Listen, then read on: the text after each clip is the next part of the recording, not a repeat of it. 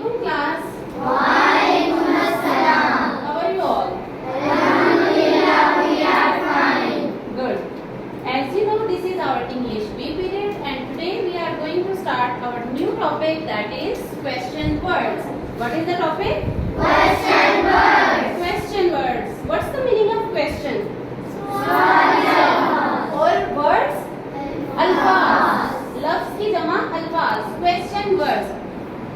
Question words हैं कि सवालिया अल्फाज. आज हम इस टॉपिक में पढ़ेंगे कि सवालिया अल्फाज होते क्या हैं. ठीक है, आपको पता है सवाल जो है वो किसी से कोई बात पूछने के लिए किया जाता है. तो कोई बात पूछने के लिए जो हम अल्फाज यूज करते हैं उनको कहते हैं क्वेश्चन वर्ड्स. अब टोटल कितने क्वेश्चन वर्ड्स हैं और वो कौन कौन से हैं, उनका मीनिंग क्या है, आज के टॉपिक में हम इनको डिस्कस करेंगे. तो स्टार्ट करें. Okay, first of all look at the first page. Here is the definition. We use question words to ask questions. जैसे क्वेश्चन वर्ड जो है वो हम क्वेश्चन पूछने के लिए इस्तेमाल करते हैं. They are also known as WH questions. क्योंकि क्वेश्चन वर्ड्स जो है वो ज्यादातर WH से स्टार्ट होते हैं. उनमें से एक है एक्सेप्शन जो कि हाउ है, जो कि H से स्टार्ट होता है. लेकिन बाकी जितने भी क्वेश्चन वर्ड्स हैं that starts with WH. The question words which start with WH are called WH questions. How is also included in WH questions. Okay, अब हम स्टार्ट करते हैं. First question word that is whose. क्या मतलब है? whose. whose जो है ये यूज किया जाता है जब हम किसी से पूछें कि ये किसका है. किसी की पोजेशन पूछने के लिए, किसी की मलकियत पूछने के लिए हम वर्ड यूज करते हैं whose. whose. अब मैं बोर्ड पर लिखती हूँ, ये वर्ड है whose और हम इसकी उर्दू में लिखेंगे किसका या फिर की. किसका या फिर की. जब मैं आपसे पूछती हूँ कि ये पेन किसका है, ये बैग किसका है, ये बुक किसकी है, तो अगर मैं इसको इंग्लिश में आपसे पूछूं तो मैं पूछूंगी whose pen is this, whose bag is this, whose bottle is this. यानी कि ये बैग किसका है. जब हमने किसी की पोजेशन पूछनी हो तो हम क्या वर्ड यूज करते हैं? whose. तो आपको समझ आ गई?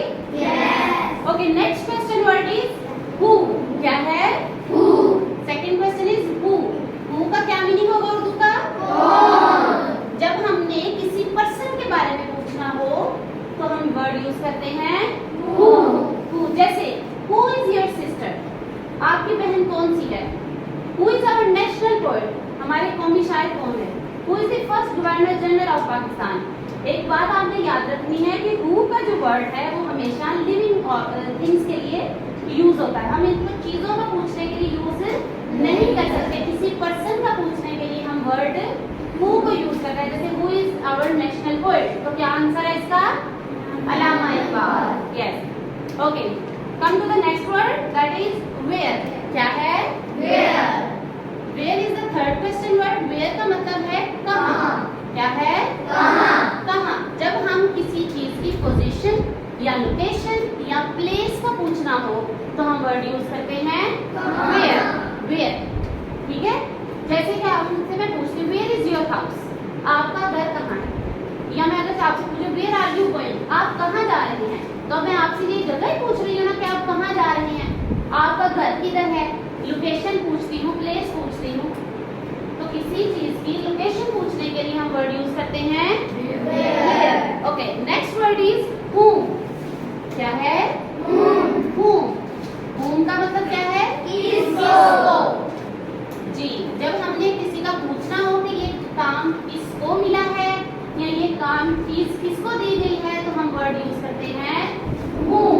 कहते हैं we use whom to ask about the identity of a person affected by the action of the word. यानी कि अगर कोई काम हो चुका है तो हम ये पूछने के लिए ये किसको दिया गया था, ये किसने किया है, तो हम वर्ड यूज करेंगे whom. जैसे to whom was the letter addressed. किसको खत लिखा गया. या एक बहुत मशहूर सेंटेंस है to whom the doctor inject. Doctor ने टीका किसको लगाया. हम पर्सन को आइडेंटिफाई करने के लिए यूज करते हैं whom. Okay, come to the next page. Here is the next question word that is When. क्या है? When. When. When का उर्दू मीनिंग क्या हो गया? कब. जब हमने पूछना हो कि किसी टाइम के बारे में, किसी डेट डेट के बारे में कि कोई एक्शन कब प्लेस हुआ है, तो हम वर्ड यूज करते हैं कब। जब कहते हैं कि कायद आज़म कब पैदा हुए, अल्लामा इकबाल कब पैदा हुए, या अगर आपसे मैं पूछती हूँ कि आपकी डेट ऑफ बर्थ क्या है, आप कब पैदा हुए, ठीक है, या आप कब गए थे, मैं अब आपसे टाइम और डेट को आइडेंटिफाई करवा रही हूँ। व्हेन वर्ड हम तब यूज करते हैं जब हमने टाइम या फिर डेट को कंफर्म करना हो। अब इसकी एग्जाम्पल जैसे when do you get up, आप कब जागते हैं या कब उठते हैं, when do you get up, ठीक है। व्हेन डिड यू स्टडी, आपने स्टडी कब की थी, टाइम पूछा जा रहा है। तो बात समझ आई? Yes. Okay, next question word is why. क्या है? Why. व्हाई का उर्दू मीनिंग क्या हुआ? क्यों। क्यों, व्हाई, क्यों। जब हम किसी बात की रीजन को जानने के लिए कोई वर्ड यूज करेंगे तो वो होगा व्हाई। क्या होगा? Why. व्हाई का उर्दू मीनिंग है क्यों। अब इसका है कि we use why to ask for a explanation और अ रीजन। किसी बात की वजाहत पूछने के लिए या वजह पूछने के लिए हम वर्ड यूज करते हैं why. Why are you going there, तुम वहाँ क्यों जा रहे हो। अब यहाँ से रीजन पूछी गई है ना कि आप वहाँ पे क्यों जा रहे हो, या अगर आप रो रहे हैं तो टीचर सपोज आपसे पूछती है व्हाई आर यू क्राइंग, ठीक है, कि आप क्यों रो रहे हैं, फिर आप वजह बताएंगे कि हम किस वजह से रो रहे हैं, हमें ये परेशानी है, मैं ठीक नहीं हूँ, मुझे पेन है। बात समझ आई? Yes. अब जैसे है कि व्हाई का, why are you writing this letter, आप ये खत किस लिए लिख रहे हैं, तो आप वजह बताएंगे कि मैं अपनी सिस्टर को लिख रहा हूँ कांग्रेचुलेट करने के लिए, या कोई वेडिंग इनविटेशन कार्ड भेजा जा रहा है, कि क्यों भेजा जा रहा है, किसको इनवाइट करना है हमने। बात समझ आई? Yes. Okay, next question word is what. क्या है? What. व्हाट। व्हाट का Urdu meaning, next question word is what. क्या है? What. व्हाट। व्हाट का उर्दू मीनिंग क्या है? क्या। क्या। अब मैंने आपसे पूछा कि वर्ड का मीनिंग क्या है, तो आपने कहा है क्या। अब आपने मेरे से कोई बात पूछी है, कोई स्पेसिफिक इंफॉर्मेशन पूछी है, ठीक है, तो we use word to get some specific information, कोई खास मालूमात लेने के लिए हम वर्ड यूज करते हैं क्या। वर्ड। कैसे? What is the colour of your bag, आपके बैग का रंग कौन सा है, या अगर आपसे मैं पूछती हूँ व्हाट इज योर नेम, आपका नाम क्या है, व्हाट इज योर एज, आपकी एज क्या है, तो ये आपकी जात के अकॉर्डिंग ये आपकी खास मालूमात है, ठीक है। आपका पसंदीदा रंग कौन सा है, आपके बैग का रंग कौन सा है, आपका नाम क्या है, आपके फादर का नाम क्या है, तो these are information are important information. Is it clear? Yes. Okay, next word is which। Next word is Which. which। which का मीनिंग क्या है? कौन सा। कौन सा। कौन सा। जब आप किसी से किसी की पसंद पूछेंगे कि उसकी प्रेफरेंस क्या है, उसकी लाइकनेस क्या है, तो आप वर्ड यूज करेंगे which। we use which to ask about the preference। जैसे which place do you like the most, आपको कौन सी जगह सबसे ज्यादा पसंद है, या which is your favorite color, आपका पसंदीदा रंग कौन सा है, यानी कि आपसे आपकी प्रेफरेंस पूछी जा रही है कि आपका पसंदीदा रंग कौन सा है, आप किसको प्रेफर करेंगे। बात समझ आई? Yes. Okay, next word is how. ये एक वर्ड था जो WH फैमिली से बिलोंग नहीं करता। हाउ का मतलब क्या है? कैसे या कैसा। हाउ ये WH से नहीं स्टार्ट हो, बाकी आप देख सकते हैं बाकी जितने भी क्वेश्चन वर्ड है वो WH से स्टार्ट हैं। हाउ कैसे।